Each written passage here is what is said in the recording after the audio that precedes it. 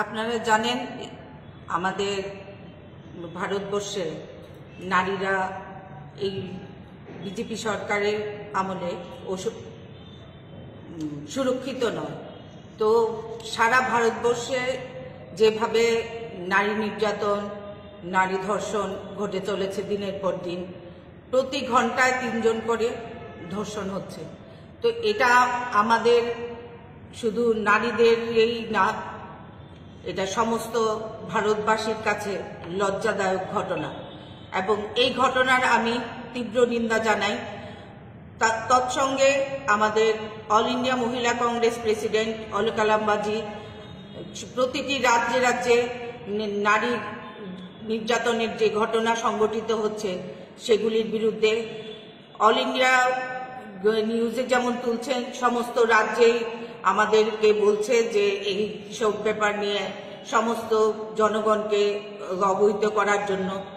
এবং একের পর এক ভারতবর্ষে যেভাবে নারী নির্যাতন, নারীদের সম্ভ্রমের উপর আমাদের যে ঘটনা ঘটে চলেছে ক্রমাগতভাবে, সেটা সত্যি নিন্দনীয় এবং লজ্জাস্কর ব্যাপার, যেটা স্বাধীন ভারতবর্ষে এর আগে কখনো ঘটেনি। আপনারা জ্বলন্ত দৃষ্টান্ত দেখেছেন মণিপুরের ঘটনা, সেটা নিয়ে আমাদের মাননীয় প্রধানমন্ত্রী একবারের জন্য মুখ খুলেননি। তারপর আপনারা দেখেছেন যে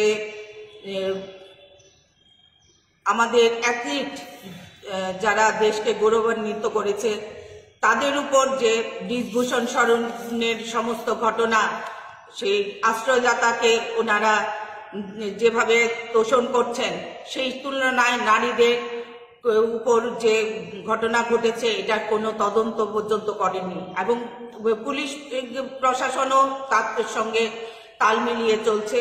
তাই আজকে আমরা তার প্রতিবাদ স্বরূপ সমস্ত নারীদের বলবো যে এই প্রতিবাদে সামিল হতে এবং সমস্ত নারীদের সম্ভ্রম রক্ষায় দলমত নির্বিশেষে সবাইকে এগিয়ে আসতে হবে।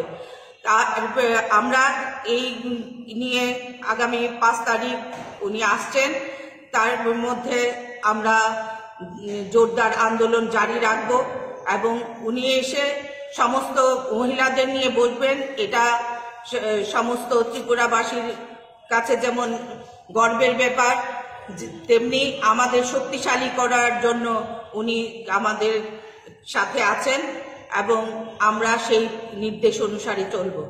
ধন্যবাদ। গত বুধবার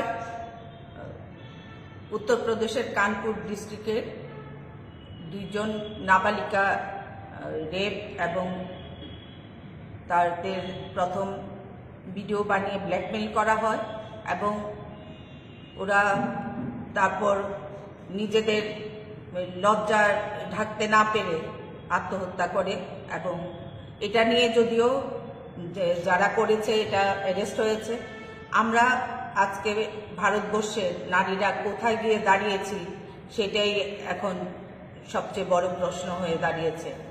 যারা সবসময় ভারত মাতার জয় বলে, সেই ভারত মাতার জয় যারা বলছে তাদের আমলেই এবং আমরা মা বোনরা সবচেয়ে ভয়ানক অবস্থার মধ্যে দিয়ে যাচ্ছি। এর মধ্যে আমরা আসলে যেহেতু অল ইন্ডিয়া মহিলা কংগ্রেস প্রেসিডেন্ট আসছেন, সেটার সমস্ত পরিকল্পনা চলছে। উনি যেভাবে নির্দেশ দেবেন আমরা সেভাবেই সমস্ত কাজ করব। উনার নির্দেশ অনুসারে সমস্ত এগিয়ে যাব।